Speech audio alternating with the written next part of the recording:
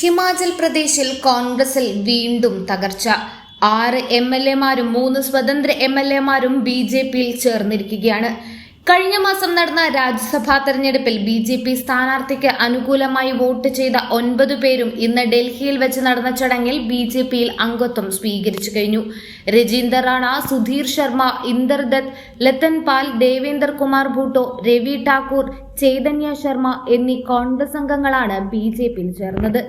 ഡൽഹിയിലെ BJP ആസ്ഥാനത്ത് വെച്ച് കേന്ദ്രമന്ത്രി അനുരാഗ് ഠാക്കൂർ, മുൻ മുഖ്യമന്ത്രി ജയറാം ഠാക്കൂർ ഉൾപ്പെടെയുള്ള നേതാക്കളുടെ സാന്നിധ്യത്തിലായിരുന്നു പാർട്ടി പ്രവേശനം. ബഡ്ജറ്റ് സമ്മേളനത്തിൽ വിപ്പ് ലംഘിച്ച വിമത കോൺഗ്രസ് MLA-മാരെ സ്പീക്കർ അയോഗ്യരാക്കിയിരുന്നു. 3 സ്വതന്ത്രർ ആശിഷ് ശർമ്മ, ഹോഷിയാർ സിംഗ്, KL ഠാക്കൂർ എന്നിവർ കഴിഞ്ഞ ദിവസം നിയമസഭാ സെക്രട്ടറി യാഷ് പോൾ ശർമ്മയ്ക്ക് രാജിക്കത്ത് സമർപ്പിക്കുകയും ചെയ്തിരുന്നു. BJP-യിൽ ചേരുമെന്ന് അവർ അറിയിക്കുകയും ചെയ്തതായാണ് റിപ്പോർട്ടുകൾ വന്നത്. മുഖ്യമന്ത്രി സുഖീന്ദർ സിംഗ് സുഖു തങ്ങളെയും കുടുംബങ്ങളെയും ലക്ഷ്യമിട്ട് കള്ളക്കേസുകൾ രജിസ്റ്റർ ചെയ്യുന്ന തരത്തിലേക്ക് അതിപ്പതിച്ചതായും സ്വതന്ത്ര MLA-മാർ ആരോപിക്കുന്നുണ്ട്.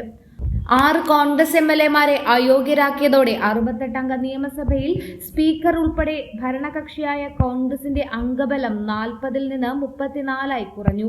BJP-ക്ക് 25 അംഗങ്ങളാണുള്ളത്. എന്തായാലും നേതാക്കളുടെ കൊഴിഞ്ഞുപോക്ക് കോൺഗ്രസിന് വലിയ തിരിച്ചടിയാകുമെന്നതിൽ ഒരു സംശയവുമില്ല. ഇനി ഹിമാചലിൽ അവർക്ക് ഭരണം നഷ്ടമാകുമോ എന്നും കാത്തിരുന്നു തന്നെ അറിയേണ്ടതാണ്. കൂടുതൽ വാർത്തകൾ അറിയുവാനായി ഈ ചാനൽ സബ്സ്ക്രൈബ് ചെയ്ത് ഫോളോ ചെയ്യുക.